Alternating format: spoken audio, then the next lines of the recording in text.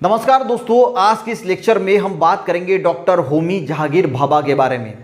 Guys, ये video अगर कोई पेरेंट्स अगर देख रहे हैं ना तो फुल वीडियो ज़रूर देखना। आपको बहुत सारी चीज़ें ऐसी देखने को मिलेगी, सुनने को मिलेगी, जिससे आप अपने बच्चों का जीवन जो है वो परिवर्तित कर सकते हैं।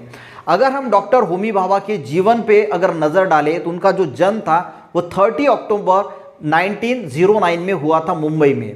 अब उनकी अगर फैमिली की अगर हम बात करें तो फैमिली में उनके जो फादर थे वो ऑक्सफोर्ड यूनिवर्सिटी से पढ़े हुए इंसान थे, माँ भी पढ़ी हुई थी, और उनके जो ग्रैंडफादर थे वो भी एक अच्छे पोस्ट पे काम करते थे। और जो जमशेदजी टाटा थे और इनके जो फादर्स थे, इनके बीच में अच्छे रिलेशन थे, यानी डॉक्टर होमी भाभा एक अच्छे रिच फैमिली से बिलोंग करते थे।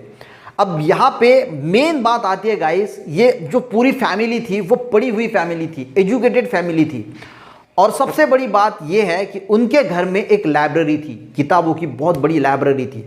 अब यहाँ से गाइस डॉक्टर होमी भाभा का जो है वो जीवन जो है वो टर्न लेना शुरू करता है। अब क्यों, यहाँ पे थोड़ा गौर कीजिए, क्योंकि उनके जो घर में है वो एक बहुत बड़ी लाइब्रेरी थी और बहुत सारी किताबें वहाँ पे थी। अब जब डॉक्टर होमी भाभा बहुत छोटे थे तब से वो लाइब्रेरी जो है वो देखा करते थे, और देखने के बाद उनके मन में धीरे धीरे ये इच्छा जागने लगी कि ये किताबें क्या होती है। तो ये किताब निकालते थे और उसको पढ़ना शुरू करते थे।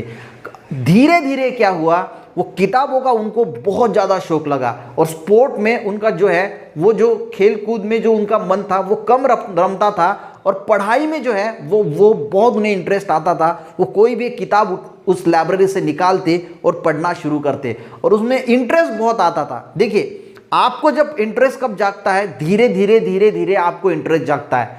और उन्होंने 14 साल की उम्र में गाइस इतनी किताबें पढ़ ली थी कि आप सोच नहीं सकते।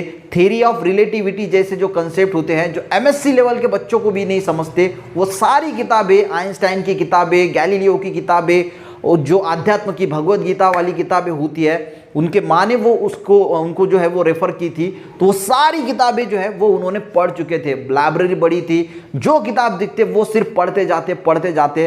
और वो उस जो पढ़ाई होती है, इसकी वजह से गाइस वो इतने पावरफुल बन गए थे, उनका दिमाग इतना पावरफुल बन गया था कि 14 साल की उम्र में ही उन्होंने कैम्ब्रिज यूनिवर्सिटी की जो है वो एग्ज़ाम क्रैक कर दी और कैम्ब्रिज यूनिवर्सिटी में एडमिशन ले ली थी।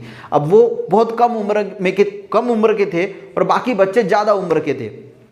अब देखिए, वहाँ पे जब उन्होंने कैम्ब्रिज यूनिवर्सिटी पे जो एडमिशन लिया तो वहाँ के जो सब्जेक्ट थे, सबसे अमेजिंग बात ये थी कि वो जो सभी सब्जेक्ट में जो है वो टॉप किया करते थे। अब बाकी लोग ये देख के हैरान होते थे कि ये बच्चा सभी सब्जेक्ट में कैसे टॉप कर सकता है, क्योंकि कोई बच्चा जो है वो किस सब्जेक्ट में टॉप कर सकता है, पर कोई ना कोई ऐसा सब्जेक्ट होता है जिसमें वो वीक होता है। पर डॉक्टर होमी भाभा की अगर हम बात करें तो वो सभी सब्जेक्ट में जो है वो टॉप किया करते थे, और इसीलिए उन्हें कैम्ब्रिज यूनिवर्सिटी से बहुत सारी स्कॉलरशिप मिले, बहुत सारे अवार्ड्स मिले। उसके बाद उनका जो इंटरेस्ट जागा वो जागा न्यूक्लियर फिजिक्स में। उन्होंने कॉस्मिक रे जो है इसकी भी जो है वो खोज की। सबसे पहले कॉस्मिक रे के बारे में डॉक्टर होमी भाभा ने बताया कि जो कॉस्मिक रे होते हैं, जो सुपरनोवा स्टार से आते हैं, हमारे ब्रह्मांड से हमारे यहाँ टकराते हैं और फिर जो है वो एनर्जी क्रिएट करते हैं, उसके बारे में भी जो है वो डॉक्टर होमी भाभा ने बताया।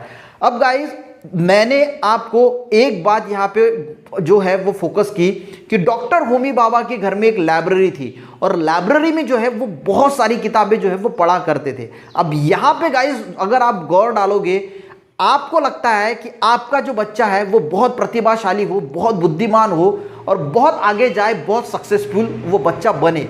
पर क्या आप कभी ये सोचते हैं कि क्या आपने कभी कोई बुक बाजार से ऐसी लाई है और घर में क्या छोटी सी एक लाइब्रेरी बनाई है ताकि बच्चों को प्रोत्साहन मिले कि वो एक बुक निकाल के पढ़ सके? हमें खुद पढ़ने का शौक नहीं होता, हम खुद मोबाइल में व्यस्त होते हैं, तो बच्चा भी जो है वो मोबाइल में व्यस्त हो जाता है, और हम उससे अपेक्षा करते हैं कि हमारा बच्चा बहुत सक्सेसफुल, बहुत प्रतिभाशाली इंसान बने। तो ये आप जो है वो गलत सोचते हैं, क्योंकि अगर ये आप सोचते हैं कि आपका बच्चा एक प्रतिभाशाली बच्चा बने, बहुत टैलेंटेड बच्चा बने, तो सबसे पहले आपको किताबें जो है वो परचेस, भले आप ना पढ़ते हो पर किताबें परचेस कीजिए। अगर आपका बच्चा छोटा है, और घर में ही एक छोटी सी लाइब्रेरी बनाइए और वहाँ पे वो किताबें ऐसे रखिए कि आपके बच्चों को वो किताबें जो है वो नज़र आए।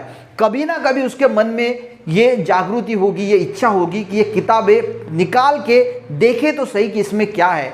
जो बच्चों के लेवल की बुक्स होती है, बच्चा अगर छोटा है तो जो छोटी छोटी कहानियां होती है, स्टोरीज होती है, उनको जो है वो अगर किताबें आप लेकर आते हो, मैं क्या बोल रहा हूं, जो वो स्कूल में सीखते हैं उसके अलावा अगर जो बच्चे पढ़ाई करते हैं, किताबें अगर पढ़ते हैं, तो देखिए आपका बच्चा एक प्रतिभाशाली बच्चा जरूर बन सकता है। और डॉक्टर होमी भाभा की अगर हम बात करें तो उनके जीवन में भी जो टर्निंग पॉइंट आया वो यहीं से आया, क्योंकि उनके घर में एक लाइब्रेरी थी और वो बचपन से ही उस लाइब्रेरी में जाया करते थे और किताबें पढ़ने का शौक वहां से उनको जो है वो क्रिएट हुआ। उनके मन में जो है वो इच्छाएं हुई कि ये किताबें पढ़ी जा सकती है, उन्होंने पढ़ी और वो जो है वो प्रतिभाशाली इंसान इसी वजह से बने। अगर आपका बच्चा 10वीं कक्षा तक अगर 200-300 किताबें, अदर किताबें जो स्कूल की किताबें होती है उनसे अगर अलग 200-300 किताबें 15-16 साल तक अगर पढ़ लेता है ना, तो मैं आपको गारंटी देता हूं कि आपका बच्चा एक बहुत जिंदगी में किसी भी फील्ड में जाएगा तो एक सफल बच्चा होगा और सफल इंसान सामने आएगा। आप अपने घर में हर किताब रखिए, साइंस से रिलेटेड, भगवत गीता, कुरान, गौतम बुद्ध की किताब है, वो सभी किताबें वो आपके बच्चों को आगे जाने में तो मदद करेगी पर एक अच्छा इंसान बनाने के लिए भी जो है वो मदद करेगी। तो गाइज यहाँ पे जो सबसे बड़ी सीखने वाली बात मुझे लगी कि डॉक्टर होमी भाभा से हम ये सीख सकते हैं कि देखिए उनका जो बचपन का शौक था वो उनको सक्सेसफुल बना दे गया। उन्होंने बाद में न्यूक्लियर फिजिक्स में बहुत काम किया। उनको लगा कि जो है वो कैम्ब्रिज यूनिवर्सिटी में सिर्फ बाद में जब सेकंड वर्ल्ड वॉर हुआ तो भारत में वापस आए और अपने देश के लिए कुछ करने के लिए उन्होंने कहा, पीएम से मिले और कहा कि अगर हमें फ्यूचर बनाना है तो हमें न्यूक्लियर पावर बनानी होगी। बाद में उन्होंने ये भी ढूंढा कि भाई यूरेनियम से हम न्यूक्लियर पावर जो है वो बना सकते हैं, न्यूक्लियर वेपन्स की हमें ज़रूरत होगी। जिनके पास न्यूक्लियर वेपन्स होगा वो एक शक्तिशाली देश माना जाएगा। वो फ्यूचर को देखते थे। पर गाइस उनकी जो है वो ये सारी चीज़ें करते वक्त जो है वो एक एयर फ्लाइट की जो दुर्घटना में क्रैश हो गया एयर फ्लाइट और वहाँ पे उनका जो है वो निधन हो गया। पर गाइस वो एक बहुत बड़ी हस्ती थे और एक बढ़िया इंसान थे, एक नॉलेजफुल इंसान थे। उनका अगर जीवन देखे तो एक नॉलेज से भरा हुआ एक पर्सन थे जिन्होंने बहुत सारे अवार्ड जीते, बहुत सारी।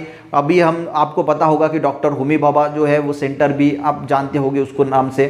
पर यहाँ पे सबसे बड़ी बात जो गाइस, अगर कोई पेरेंट्स से वीडियो देख रहे हैं तो इतना ही इससे आप ले सकते हैं कि अगर आपको भी आपके बच्चों को ऐसे महान लोगों की कैटेगरीज में लाना है तो आपको आपके घर में एक लाइब्रेरी छोटी सी बनाना होगा, जिसमें बहुत सारी नहीं पर थोड़ी सी किताबें अगर भी आप रखते हैं और कोई भी अगर बुक का एग्जीबिशन लगता है तो आपके बच्चों को वहाँ पे लेके जाइए। जो भी किताब वो मांगता है उसको परचेस करके दीजिए। खिलौने हम बहुत महंगे महंगे दे देते हैं पर बुक का एग्जीबिशन में हम उसको कभी लेके नहीं जाते। उसको बुक के एग्जीबिशन में लेके जाइए। उसे जो बुक पसंद आता है, चाहे वो कोई भी बुक हो, उसे लेके दीजिए। वो बच्चा वो बुक्स आने के बाद कुछ दिनों के बाद आप देखोगे कि वो पढ़ना ज़रूर स्टार्ट करेगा।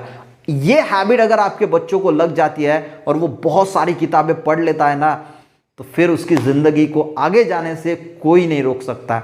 तो गाइस वीडियो अच्छा लगे तो एक लाइक ज़रूर कीजिएगा, मोटिवेशन मेरा बढ़ जाता है। मिलते हैं ऐसे ही किसी नेक्स्ट वीडियो में, तब तक के लिए गाइस जय हिंद।